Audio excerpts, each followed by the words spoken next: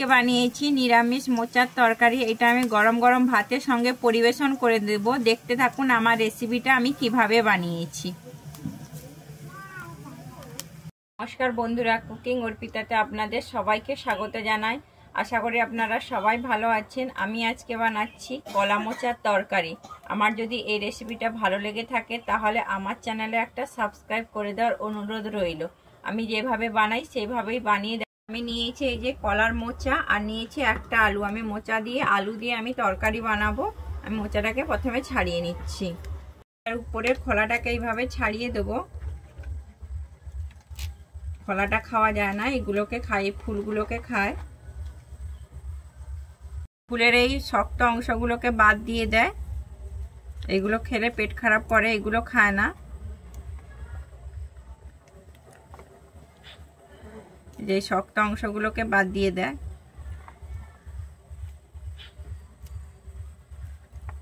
আমি পুরো মোচাটাকে এইভাবেই ছাড়িয়ে নেব। আমার সমস্ত মোচাগুলো ছাড়ানো হয়ে গেছে। আমি মোচাগুলোকে কেটে নিচ্ছি এবারে।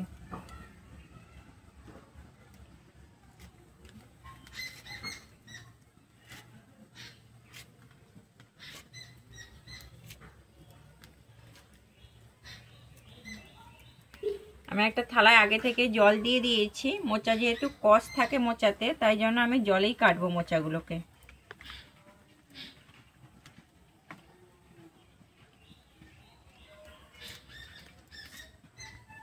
আমি এগুলোকে সমস্ত কেটে নিয়েছি। আর এটা হচ্ছে ভিতরে নরম অংশ, এটাকে এইভাবে আমি কেটে নিচ্ছি। এটা আর কিছু বাদ যায় না, আমি এরকম ভাবে বেছে নেবো এটাকে।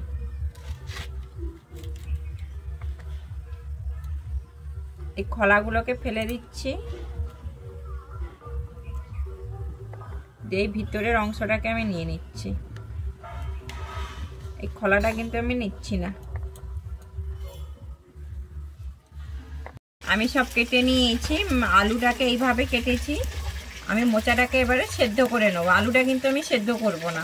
এই মোচার তরকারির জন্য এখানে আমি মশলা নিয়েছি। আমি আদা নিয়েছি আর জিরে নিয়েছি 1 চামচ, পোস্ত নিয়েছি 1 চামচ, আর নিয়েছি শুকনো লঙ্কা 4টা। আমি এই 4টাকে একসঙ্গে বেটে নেবো। আমি মোচাটাকে আগে সেদ্ধ করে নেবো। তো আমি কড়াইতে জল দিয়ে দিয়েছি। আমার জলটা গরম হয়ে গেছে। এবারে আমি জলে একটু হলুদ দিয়ে দিচ্ছি। মোচাতে যেহেতু কষ থাকে তাই জন্য আমি জলে অল্প একটু হলুদ দিয়ে দিচ্ছি। দিয়ে আমি এবারে মোচাটাকে দিয়ে দিচ্ছি।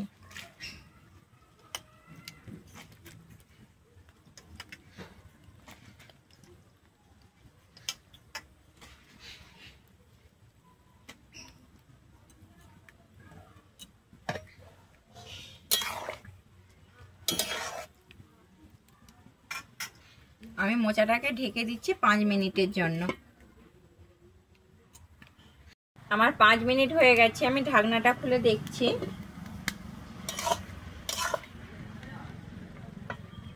আমার মোচাটা কিন্তু সেদ্ধ হয়ে গেছে। আমি নামিয়ে নিচ্ছি মোচাটাকে। এই রান্নাটা কিন্তু সরষে তেলে করে নেবো, তাই আমি কড়াইতে তেল দিয়ে দিয়েছি। আমার তেলটা গরম হয়ে গেছে। আমি প্রথমে আলুগুলোকে ভেজে নিচ্ছি।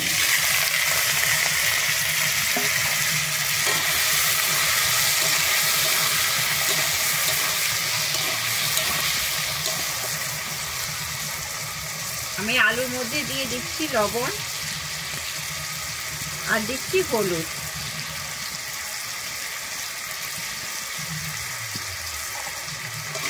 দিয়ে আমি আলুটাকে লাল করে ভেজে নেব।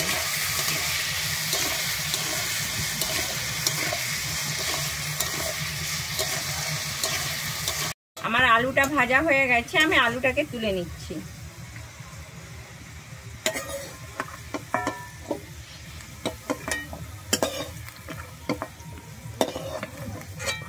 আমি এই তেলের মধ্যেই আরেকটু সরষের তেল দিয়ে দিচ্ছি।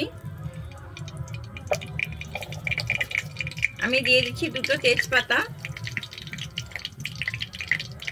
আর দিচ্ছি আমি 5 ফোড়ন 1 চামচ, আর দিচ্ছি আমি 2টো চেরা কাঁচা লঙ্কা।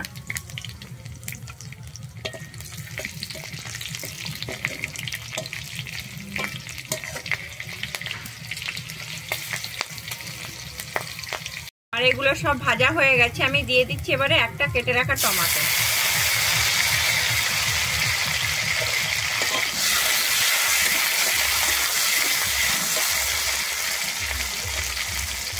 আমি এর মধ্যে দিয়ে দিচ্ছি লবণ আর দিচ্ছি হলুদ,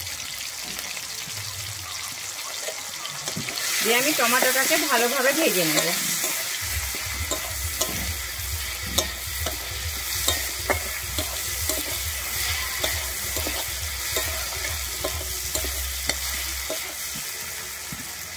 ভাজা হয়ে গেছে, আমি এরপরে দিয়ে দিচ্ছি বেটে রাখা মশলাগুলো।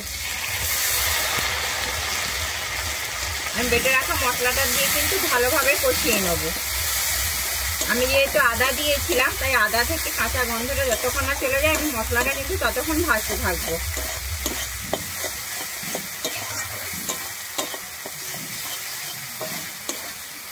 কিন্তু ভাজা হয়ে গেছে, আদা থেকে আমার কাঁচা গন্ধটা চলে গিয়েছে। এবারে আমি একটু বাটি ধুয়ে জল দিয়ে দিচ্ছি।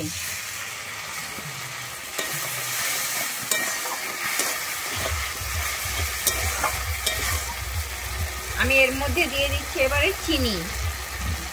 আমি 1 চামচ চিনি দিয়ে দিচ্ছি।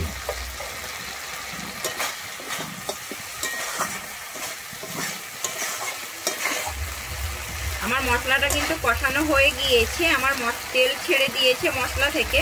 এরপরে আমি দিয়ে দিচ্ছি সেদ্ধ করে রাখা মোচাটা, দিয়ে আমি মশলার সঙ্গে ভালোভাবে মিশিয়ে নিচ্ছি।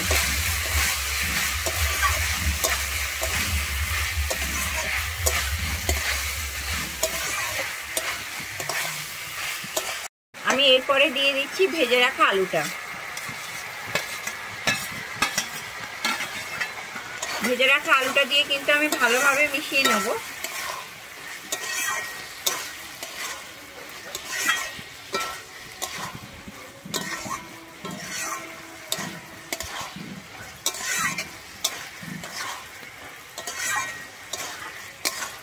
আমার আলু আর মোচাটা কিন্তু খুব সুন্দর কষানো হয়ে গিয়েছে। এরপরে আমি জল দিয়ে দিচ্ছি।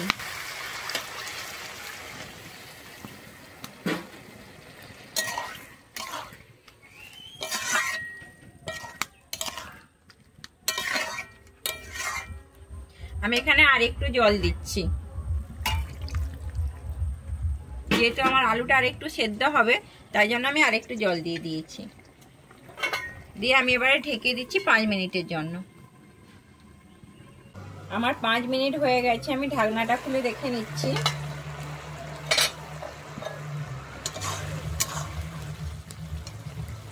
আমার আলুটা কিন্তু সেদ্ধ হয়ে গেছে, আর তরকারিটা কিন্তু একদম মাখো মাখো হয়ে গেছে। আমি খুন্তির সাহায্যে আলুগুলোকে এরকম ভাবে একটু টিপে দিচ্ছি।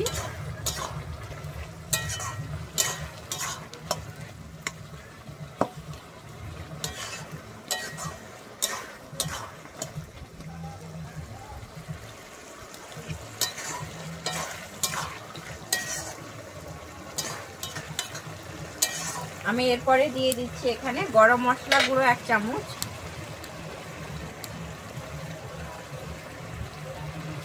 আর দিচ্ছি আমি ঘি 1 চামচ, দিয়ে আমি আবারও ভালোভাবে মিশিয়ে নিচ্ছি।